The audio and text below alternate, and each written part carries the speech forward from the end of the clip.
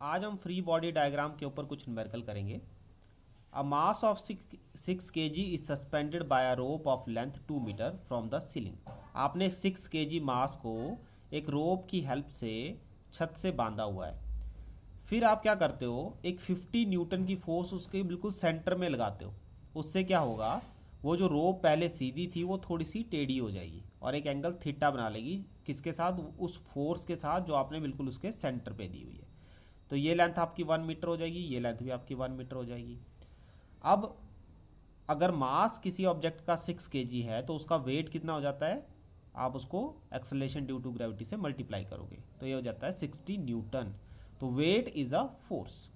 अब वेट जो फोर्स है वो डाउनवर्ड लग रही है और टेंशन उसके ऊपर कहाँ लगेगी? ऊपर की तरफ को भी लगेगी और रोप की नीचे की तरफ को भी लगेगी, इस पॉइंट से, पी पॉइंट से। तो इसको हम T2 मान लेते हैं। ऊपर की तरफ को भी T2 और नीचे की तरफ को भी T2। ये टेंशन का नेचर होता है, ये हमेशा याद रखना है, दोनों तरफ को लगती है और इक्वल लगती है। और एक टेंशन P पॉइंट से सीलिंग के ऊपर लगेगी, उसको हम T1 नाम दे देंगे। ठीक है। तो इसको सॉल्व करने का सबसे अच्छा तरीका ये है कि इसके फ्री बॉडी डायग्राम अगर आप बनाओ। ठीक है। तो फ्री बॉडी डायग्राम का मतलब होता है इसको बीच में से ब्रेक कर देना है। मैंने यहाँ से इसको ब्रेक किया। अब देखो आपका 60 न्यूटन है और ऊपर की तरफ को कितनी टेंशन लग रही है? T2। तो मैंने आपको क्या कहा, ऊपर की तरफ को भी T2 और नीचे की तरफ को भी T2 रहती है। टेंशन का नेचर ऐसा ही होता है। तो वेट को कौन बैलेंस कर रहा है? वो टेंशन T2 बैलेंस कर रही है, ये वाली। ठीक है। तो दैट मीन्स जो T2 है वो किसके बराबर होना चाहिए? 60 न्यूटन के। तो पहला आंसर हमारा यहीं से आ जाता है, T2 इक्वल टू 60 न्यूटन। क्योंकि इक्विलिब्रियम में वेट आपका नीचे नहीं गिरा है, वेट आपका लटका हुआ है। ठीक है। तो इक्विलिब्रियम कंडीशन है और इक्विलिब्रियम कंडीशन में T2 आपका कितना आएगा? 60 न्यूटन। अब दूसरा फ्री बॉडी डायग्राम आपने इससे ऊपर बनाना है। इससे ऊपर बनेगा तो ये देखो आप, रोप एंगल थीटा और T2 अब इसमें नीचे की तरफ को लेंगे। ये रोप उसको नीचे की तरफ को खींचने की कोशिश कर रही है विद टेंशन T2। ठीक है। और 50 न्यूटन फोर्स आपने लगाई हुई है। अब इस फ्री बॉडी डायग्राम को सॉल्व करने के लिए हमें फर्दर इसको थोड़ा और कैलकुलेट करना पड़ेगा।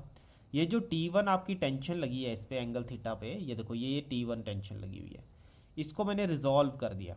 आपको पता है एंगल के साथ कौन सा कंपोनेंट आता है? Cos theta. तो ये बन जाएगा T1 कॉस थीटा और उसके बिल्कुल परपेंडिकुलर यहाँ से 90 डिग्री बनेगा तो ये वाला डायरेक्शन में आपका कौन सा कंपोनेंट आएगा? T1 sine theta. इसको रेजोल्यूशन हम कहते हैं।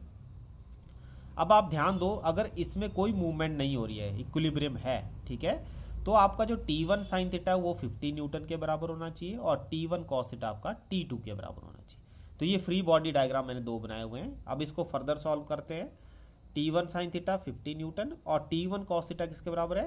T2 के बराबर, जो नीचे की तरफ को फोर्स उसको खींच रही है। तो व्हाट इज T2? अभी ऊपर निकाला हमने 60 न्यूटन, तो ये आपका 60 न्यूटन आ जाएगा। T1 sine theta by T2 cos theta कर देंगे तो T1 sine theta by T2 cos theta कितना हो जाएगा? ये हो जाएगा आपका टेंजेंट थीटा। टेंजेंट थीटा किसके बराबर आ गया? 50/60। उसको कैलकुलेट करेंगे तो टेंजेंट थीटा आ जाएगा 5/6 और थीटा आ जाएगा टेंजेंट इनवर्स 5/6, जो होता है आपका 40 डिग्री। तो इस तरह से आप एंगल निकाल सकते हो इक्विलिब्रियम कंडीशन में by using free body diagram. एक और एग्जांपल मैं आपको इसमें देता हूं।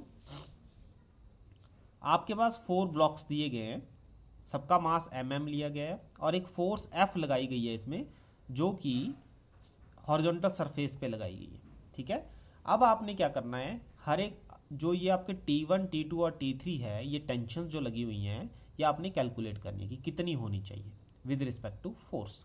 तो आपको न्यूमेरिकल में वैल्यू भी दी हो सकती है, अभी नहीं दी है।